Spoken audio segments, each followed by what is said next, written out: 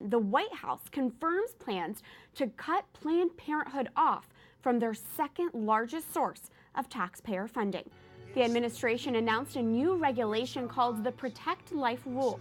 It will stop businesses that perform or promote abortions from receiving Title X family planning dollars. That means Planned Parenthood will be cut off from about $60 million a year. The Protect Life Rule does not decrease Title X funding by a single penny. Funds instead will go to service sites willing to comply with the rules to not perform or promote abortion, such as the growing number of community and rural health centers that far outnumber Planned Parenthood facilities. Representative Ron Estes of Kansas led the effort in the U.S. House in urging the Health and Human Services Department to add these Title X restrictions. He joins us now in studio. And Marilyn Musgrave is a former U.S. representative for the state of Colorado and the vice president of government affairs for the Susan B. Anthony list. Thank you both for being here. Big news. Congressman, you've been fighting for this. What's your reaction to this news? This is phenomenal news. It's happened over the last few days. And the President and administration's announcement that they're going to actually change the Title X regulations back to the way they were intended, and what we want to have happen. Absolutely. Congresswoman, President Trump, when he was campaigning, made 4 pro-life promises, including the promise to defund Planned Parenthood. In your opinion, do you see this as a check mark next to that promise, or is this a big step towards it? It's a very big step towards it, and Congressman, we thank you for leading this effort. What a great job you've done, and then other pro-life leaders stepping up and giving a clear message to the president that we wanted this regulation, and then he is delivering. He's doing what he can do as president to defund Planned Parenthood. Okay, we need big clarity on this next question. Abortion advocates are calling this a gag rule. Is it? Oh, that's a complete distortion, if you want to even call it maybe an outright lie. I mean, we're not trying to stop the discussions of abortion. It doesn't even add any more restrictions to those people that wanted to perform abortions.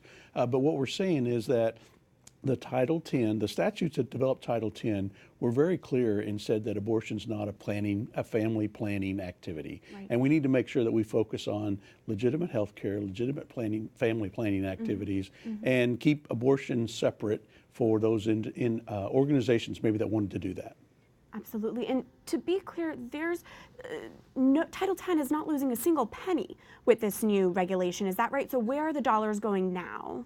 So what we're wanting to do is make sure that the Title X, you're right, there is no reduction in funding, but we want to make sure that that money goes to legitimate medical facilities, legitimate medical health care, legitimate family planning needs. So the dollar amounts stay the same. We just want to make sure that we go back to the way the restrictions were, or the rules were when they were set up under President Reagan, that have been signed off by the Supreme Court in terms of being legitimate, and making sure that if people want to perform abortions, they keep that separate from legitimate medical facilities. Can you tell us more about that Supreme Court ruling? This has been upheld in the court. It has been, and this regulation goes along with the statutes. So that's, again, the Supreme Court in Russ versus Sullivan has affirmed that. Pro-abortion advocates would like to pretend that abortion is contraception. They'd like to pretend that abortion is health care. It is neither. And all of these entities have to do to receive Title X funding, again, not one penny reduced from the amount, is comply with the regulations. They cannot perform abortions, they cannot co-locate, they cannot refer for abortion. This announcement came just a few days ago. When can we expect this regulation to be implemented? Well, there's some waiting periods on how those take to get implemented. It's really been a quick turnaround. Within 2 weeks, we had over 153 members of Congress sign that, and that just closed up a couple of weeks ago. And so with the announcement last week, and actually the full rules coming out this week, it'll take a waiting period to get that rolling forward. But we think we can, that the administration can actually start using some of these concepts as they look at the grants that they're currently awarding. Excellent. And finally, this is such a big story, a big step for the pro-life movement. Is there anything else either of you would like to add to provide some clarity, as we already are seeing that pushback from abortion groups?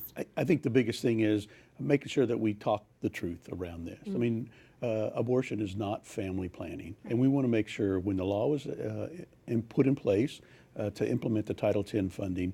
We want to make sure that there's legitimate health care provided for, that legitimate family planning was done, and it was very clearly said that abortion wasn't part of legitimate family, or wasn't part of family planning. And we want to make sure that the Title X funds get to the low-income folks that need it, that can use it for their legitimate health needs.